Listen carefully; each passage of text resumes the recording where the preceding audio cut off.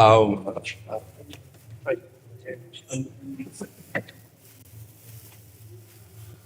धन्यवाद धन्यवाद,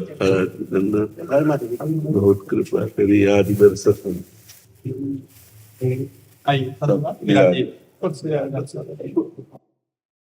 निहाल कर देते हाँ जी, आप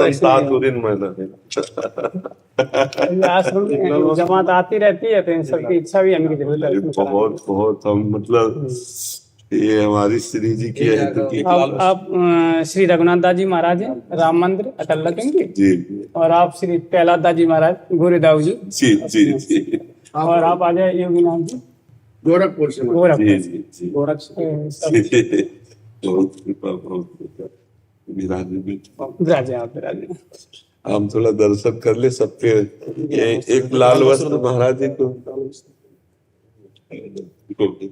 एक दुपट्टा इनको। हाँ, सब संतों को गोरेदाऊ जी, सुदामा कुटी, सब हमारे वृंदावन की ऐसी निधियां हैं जहाँ संतों की सेवा होती रहती है।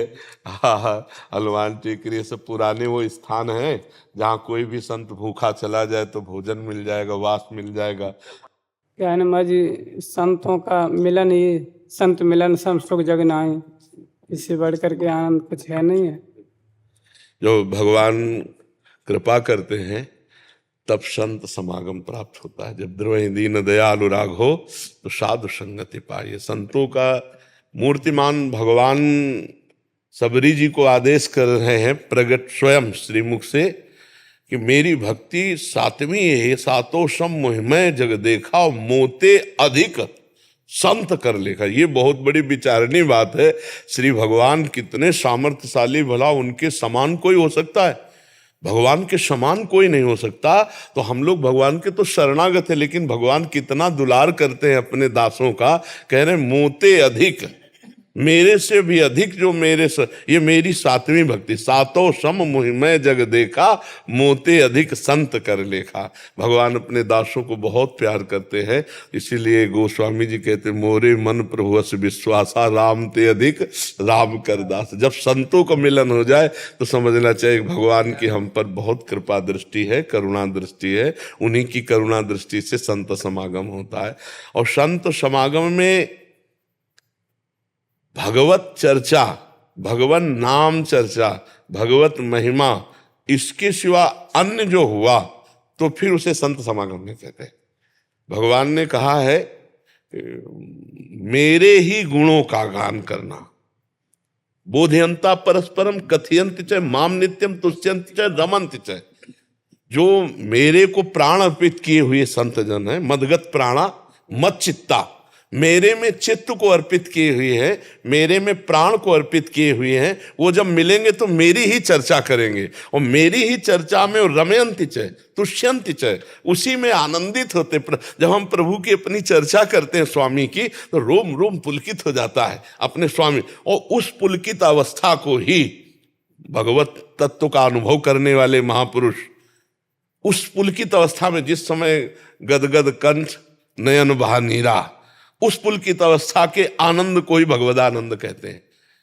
अन्यथा जीव को आनंद कोश से आनंद मिलता रहता है। जैसे अन्न में कोश, प्राण में कोश, मनो में कोश, विज्ञान में कोश है ना, इन कोशों से एक आनंद में कोश है। उससे आनंद सिंधु का आनंद तब माना जाएगा जब भगवत चर्चा करते हुए, भगवान नाम जप करते हुए, भगवत गुणानुवाद सुनते हुए रोमांच हो जाए, अश्रु बहने लगे और गला अवरुद्ध हो जाए।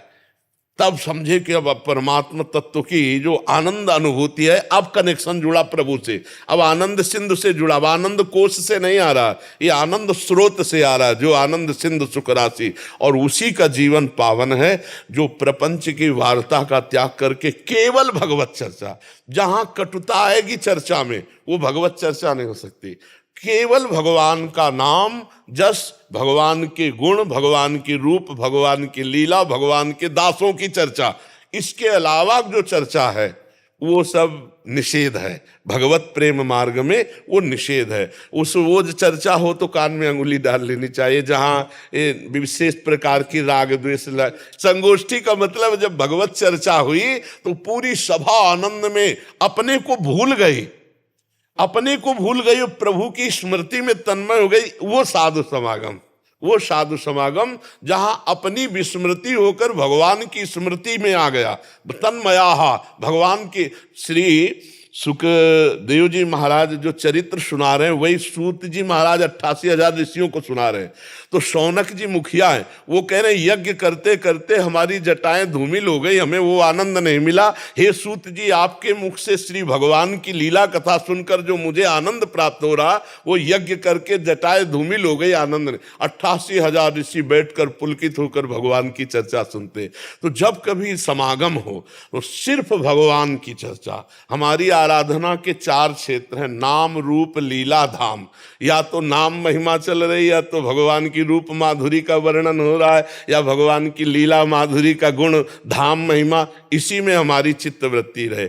4 में से एक निष्ठा जागृत हो जाए, चाहे धाम निष्ठा, चाहे नाम निष्ठा, या लीला गुण श्रवण निष्ठा, या फिर रूप निष्ठा। पर रूप निष्ठा तभी आएगी जब नाम निष्ठा आ जाएगी, क्योंकि देखिए रूप नाम आधीना। अगर नाम नहीं जप है तो भगवान के रूप का ध्यान नहीं हो सकता। नाम जप ऐसा पवित्र अंतःकरण करता है और भगवान के रूप को खींचकर प्रकाशित कर देता है। जितना अधिक नाम हम जप करेंगे, अधिक क्या चाहिए तो ऐसा कि कभी छूटे ही ना। हर्ष, जैसे हम श्वास रुकने लगे तो प्राण व्याकुल हो जाए, ऐसे ही भगवान का नाम अगर रुक रहा है किसी बात से तो हमारे अंदर व्याकुलता हो जाए। तद विस्मरणेन परम व्याकुलतेति, भगवान का जहाँ विस्मरण होने की संभावना मात्र हो वहाँ ऐसे व्याकुल हो जाए जैसे मछली को जल से अलग करे तो प्राण उसके व्याकुल हो जाते हैं। और सतत भगवान के नाम का स्मरण, तो धीरे धीरे फिर रूप प्रकाशित होता है। और रूप जहां प्रकाशित हुआ कि चित्त मन सब चुरा लेता है, ऐसा रूप है। जैसे परम ज्ञानी जनक जी जब श्री रघुनाथ जी के रूप को देख रहे तो कह रहे इन्हें ही बिलोकत अति अनुरागा, बर बस ब्रह्म सुख ही मन त्यागा। ब्रह्माकार वृत्ति श्री जनक जी महाराज की, वो कह रही है कि रूप कैसा, शब्द स्पर्श रूप रस गंध विजयी श्री जनक जी महाराज, उनको राम जी के रूप ने ऐसा आसक्त कर लिया कि बलात् ब्रह्माकार वृत्ति छूट गई और रामाकार वृत्ति हो गई। राम जी के रूप में आसक्त हो गए। और वो कह रहे हैं विश्वामित्र जी से कि सहज विराग रूप मन मोरा, मेरा मन वैराग्य स्वरूप ही है। सहज, जैसे अपना मन सहज विषयी है, अपने लोगों का मन सहज विषयी छोड़ दे तो भोगों में चला जाएगा। और जनक जी का मन सहज वैरागी है, सहज वैरागी, सहज विराग रूप मन। लेकिन इनको देख करके जैसे चकोर चंद्रमा में आसक्त हो जाए, ऐसे मेरा वैरागी मन अनुरागी हो गया है। ये कौन है? विश्वामित्र जी से पूछ रहे, क्या वही ब्रह्म है? तो भगवान का रूप जहां ध्यान में आया, बस फिर यहां से प्रपंच खत्म हो जाता है। अब वो रूप रसास्वादी मन, वो फिर संसार के नाम रूप लीला, संसार की लीला प्रपंच में वो नहीं जाता। वो रूप छके घूमत रहे, तन को तनिक न भान, नारायण दृग जल बह यह प्रेम पहचान। वो अपने स्वामी के रूप के ध्यान में मगन अश्रु प्रवाह करते हुए इस जगत को पावन, तीर्थी कुर्वन्ति तीर्थानि। ऐसे महात्मा जहाँ चरण रख दे वहाँ तीर्थ बन जाए। तीर्थों में चले जाएं तो तीर्थों को तीर्थत्व प्रदान करने की सा तरत सा लोकान तारयति, वो लोक के लोक तार देते हैं जिनके मुख में नाम और हृदय में ध्यान है। जैसे जानकी जी अशोक वाटिका, नाम पहारू दिवस निच और ध्यान तुम्हार कपाट। रात दिन भगवान के रूप का ध्यान और नाम, बस यही जीवन का सार है। और जो पकड़ लिया तो पार हो गया। हर समय नाम जप और अपने स्वामी इष्ट का निरंतर ध्यान करते हुए एक एक क्षण व्यतीत कर रहे हैं। प्रारब्ध अनुसार जो शरीर के सुख दुख मान अपमान है उनको सह लेते। श्रीमद् भागवत में है कि जो प्रारब्ध के अनुसार आए हुए सुख दुख को सह लेता है और हर समय भगवान की कृपा मनाता रहता है, बड़ी कृपा भगवान की, वो भगवान को ऐसे प्राप्त हो जाता है जैसे पिता की संपत्ति पर पुत्र का अधिकार स्वयं हो जाता है। ऐसे वो जो आए हुए दुख सुख को समान भाव से सहकर हर समय मनाता रहता है भगवान की हमारे ऊपर बड़ी कृपा है। वो भगवत स्मरण करने वाला महात्मा परम पद का अधिकारी ऐसे हो जाता है जैसे पुत्र स्वाभाविक कानूनी वो पिता की संपत्ति का अधिकारी हो जाता है, ऐसे परम पद का अधिकारी हो जाता है। तो हम सबको बहुत बढ़िया अवसर भगवान ने दिया है कि हर क्षण नाम जप करके स्वयं मंगल को प्राप्त हो और जगत मंगल को प्राप्त हो। इसीलिए महात्माओं को चलते फिरते तीर्थराज प्रयाग कहा गया है। मुद मंगलमय संत समाजू जो जग जंगम तीर्थराजू। हाँ, दर्शन संभाषण कुछ ले ले या कुछ दे दे, हर तरह से परम मंगल करने वाले दरस परस अगनाश बास निज संग करो दिन, जो दर्शन मात्र से संभाषण मात्र से पापों का अपहरण करके जीव का परम मंगल करते वो संत भगवान। ये तो बड़ी कृपा होती है जब संत समागम प्राप्त होता है। जैसे संतों के लिए आया है, संतों के दर्शन से सुख मिलता, दुख का हरण होता है। खड विकास जित अनग कामा अचल कंचन सुधामा। तो जो ऐसे संत महापुरुष हैं उनके दर्शन से तो लाभ है, दुख का हरण होता है। लेकिन जो संत का भेष है अंदर से आधी खोखला या पूरे खोखला है, तो उनके लिए माँ जी क्या किया जाए? जो मतलब संतों के लक्षण बताए गए हैं वो संत के लक्षण नहीं है, भेष है। तो फिर माँ जी उनके दर्शन से, हाँ, मतलब उनके दर्शन संभाषण से अशांति तो प्राप्त होगी, पक्का प्राप्त होगी, क्योंकि स्वयं शांत नहीं तो जब वो संभाषण करेंगे तो अशांति ही पैदा होगी, दुख ही होगा। लेकिन हम उन असंतों को भी प्रणाम करते हैं क्योंकि हमारे भगवान उनमें भी विराजमान हैं और अपने को बचा के अपनी शांति भंग ना होने पावे, अपना भजन टूटने न पावे, उनके प्रति दोष दर्शन न होने पावे और उनके संग से बचना चाहिए।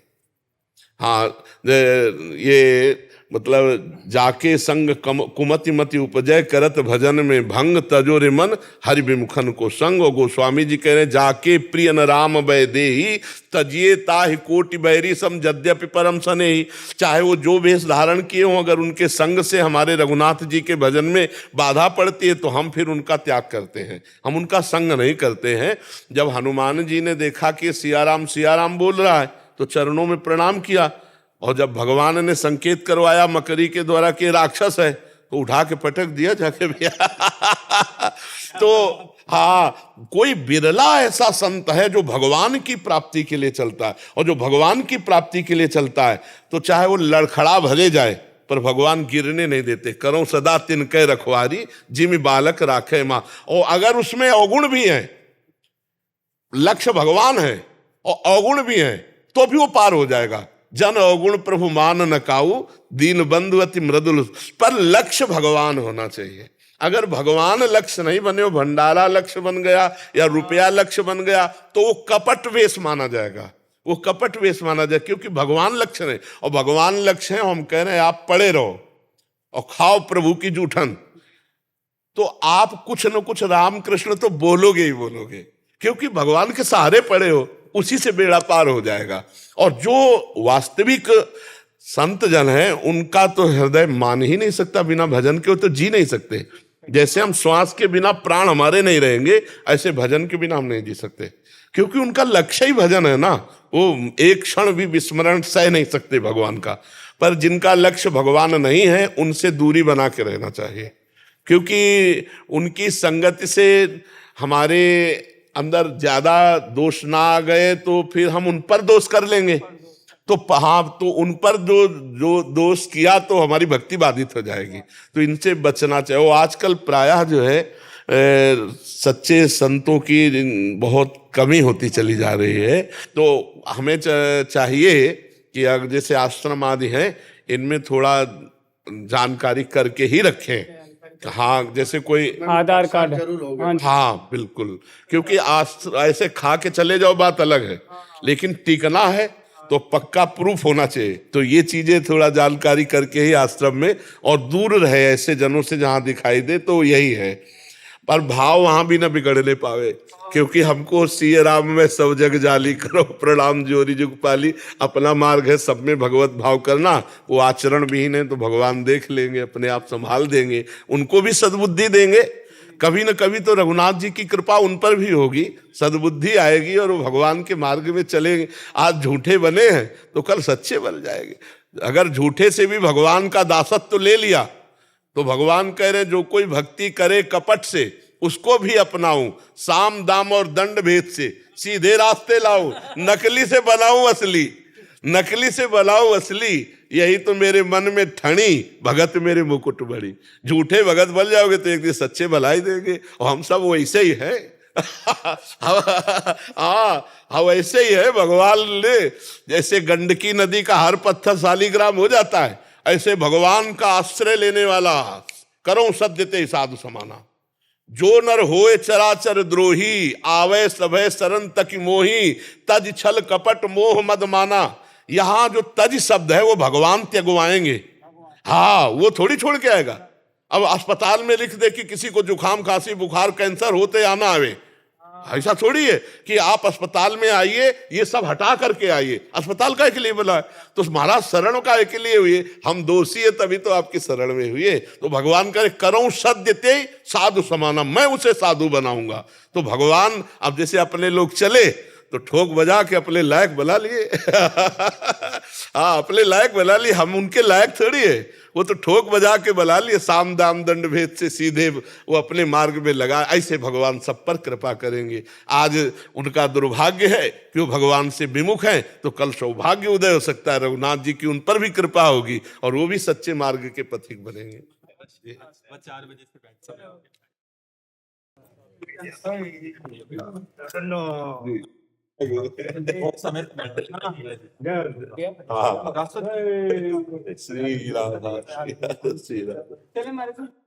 श्री राधा रानी सरकार की।